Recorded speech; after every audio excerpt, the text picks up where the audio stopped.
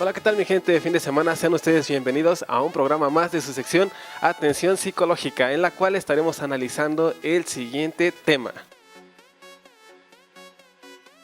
Así es, el tema que estamos analizando el día de hoy son aquellas creencias heredadas que vamos realizando a lo largo de la vida.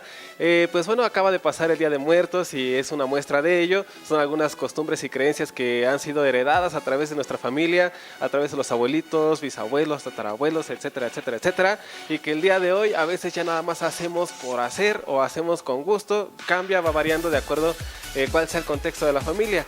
Muchas de las veces ponemos las ofrendas, ponemos un arreglo grande, ponemos la comida, como bien pasó y bien lo hicimos en los días pasados, o simplemente lo hacemos porque así lo dice la tradición, porque así lo dice la costumbre que debemos de hacer y de poner un altar cada año en estas fechas, sin ningún sentido, sin ningún valor, sin ningún significado. Entonces cambia mucho esa situación. Y así como esta fecha, pues bueno, se nos viene ya otra próximamente, que es la de diciembre.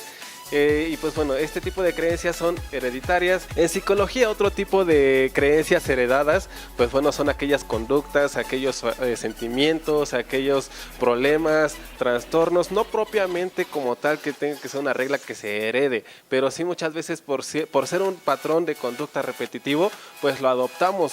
A veces quizás no nos hemos preguntado a veces por qué somos tan preocupones, somos unas personas que nos preocupamos por todo, nos alteramos por todo, andamos siempre intranquilos. Y vemos a nuestros padres que son todo lo contrario, no son unas personas relajadas, bien dalai, como si nada, y nosotros somos muy acelerados. Y a veces, muy pocas veces más bien, volteamos a ver nuestro árbol genealógico para poder observar si en nuestro árbol precisamente nuestros abuelos o tatarabuelos presentan este tipo de síntomas, lo cual a veces, pues bueno, solamente nos limitamos a la familia en la cual nos encontramos en el momento y dejamos de lado. Entonces también este tipo de conductas son heredadas.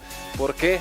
Porque muchas veces lo vemos en las acciones que hacen nuestros padres. Si vemos que mi padre es gritón, es regañón, pues en el momento no lo hago, en el momento digo, hasta me molesta y digo, es que yo no quiero ser como él, o yo no quiero ser como mi madre, que siempre se la pasa gritando y reprochando. Pero conforme pasa el tiempo y pasan los años y vas creando tú tus propias relaciones amorosas o de familia, ya propiamente hablando de una familia, ¿qué es lo que sucede? Pues vas repitiendo este patrón cada vez un poco más, primero de manera inconsciente, hasta que alguien te lo dice o te lo hace ver y tú lo reconoces.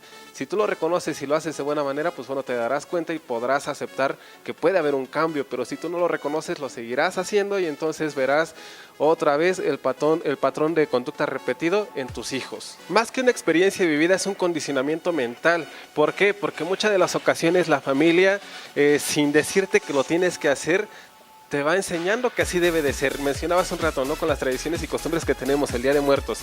A veces lo hacemos porque lo vemos como una necesidad y se va acercando a la fecha y decimos, pues tengo que comprar el papel picado, que la fruta, que tengo que cocinar, por lo que más le gustaba.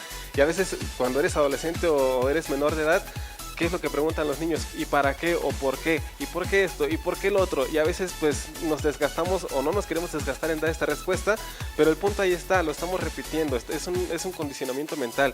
Y así como este tipo de tradiciones y costumbres, también en psicología las emociones, sentimientos, acciones que nosotros realizamos es una condición mental. ¿Por qué? Porque la misma sociedad, las reglas, las leyes que están impuestas nos van diciendo cómo actuar, cómo ser dentro de un grupo social, porque si tú te comportas de una manera, pues a lo mejor el beneficio va a ser bueno o positivo, pero si tú te comportas de una manera negativa, también tu consecuencia va a ser negativa.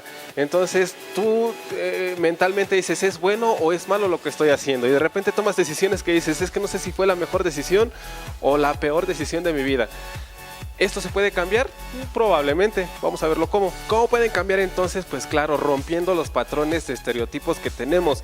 En estos días pasados yo escuchaba, por ejemplo, en estas fechas de Día de Muertos, escuchaba mucha gente y escuchaba muchas opiniones diferentes. Decía gente, es que ¿por qué preparan el altar en casa y no van al panteón? Si cuando deberían de ir al panteón porque ahí es donde los enterraron a nuestros difuntos. Y viceversa. Gente que estaba en el panteón decía, es que yo no sé por qué ponen o montan las ofrendas si aquí es donde llegan, no sé por qué están en casa. es que entonces los confunden porque ya no saben a dónde llegar, si llegan a la casa o si llegan al panteón.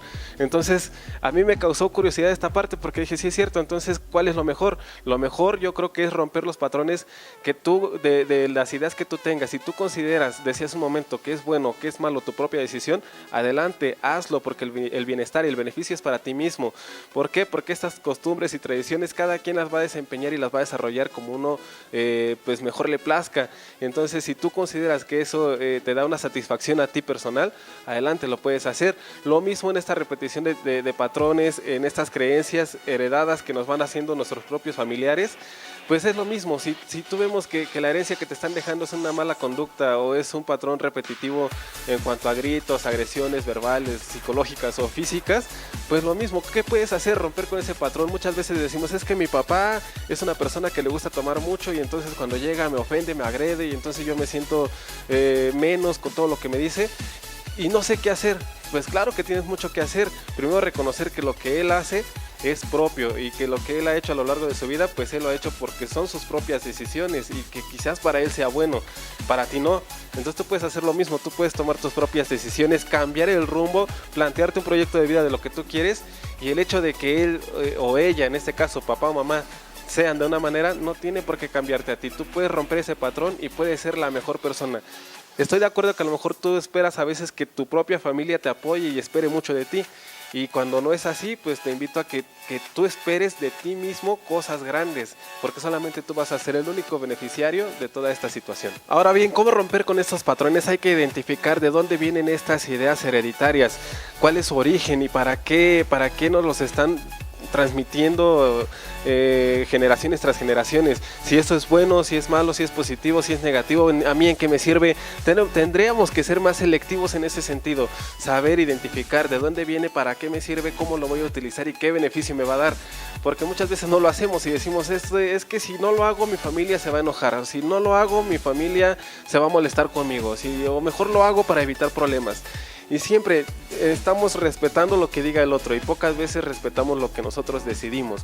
Cuando tú decides tomar una decisión, una conducta o decides mostrar un sentimiento a alguien, pues es porque tú lo crees así, lo crees conveniente, crees que es bueno. Pero muchas veces te limitas por el qué dirán, por lo que van a decir, por cómo lo van a tomar, por cómo van a reaccionar.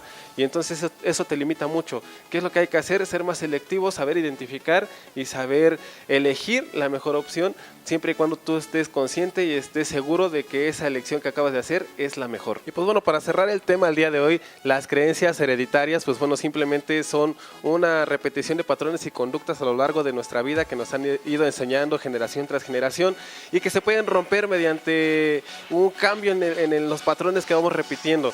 Ahora, a veces nos da miedo el atrevernos a hacer cosas nuevas o diferentes, y yo te invito precisamente a que seas una persona innovadora, que digas, se pueden cambiar. Si nos ponemos a pensar tantito, si nos detenemos y vemos y analizamos el por qué estas tradiciones, de dónde vienen, a veces ya no encontramos el hilo. De repente llegamos a un punto donde decimos, ya de aquí no sé cómo surgió, pero de alguna manera surgió, ¿no? ¿Cómo? No lo sé. Nosotros podemos también reinventar estas creencias, no hablando propiamente de las costumbres y tradiciones que ya tenemos, pero sí en nuestra persona, en nuestra conducta, en nuestro actuar. Eso sí lo podemos hacer, nos podemos reinventar. Recuerda que el pensar siempre nos va a llevar a una acción que pues se trata de llegar a una acción más positiva, ¿no? Entonces, si pensamos realmente lo que estamos haciendo y pensamos más bien las acciones que estamos realizando y qué nos está llevando, qué nos está orientando a llevarlo a cabo, pues podremos entonces analizar y hacer un cambio en nuestra conducta y en nuestra manera de pensar, y de esa manera tratar de contagiar a los demás, y que en algún momento, en algún futuro, pudiera ser una creencia hereditaria también, una creencia psicológica hereditaria. Y pues bueno, es así como llegamos al cierre de una emisión más de tu sección Atención Psicológica. Recuerda, mi nombre es Edgar Cabrera, puedes seguirme a través de mis redes sociales. En Facebook aparezco como Edgar Cabrera, o en Twitter como @Cabrera_oficial. Si en algún momento necesitas alguna plática, alguna terapia, pues bueno, ahí me puedes encontrar. Y pues bueno, no sin antes mandar un saludo muy especial a mi futura esposa Mercedes y a una hermosa princesita que es Emily.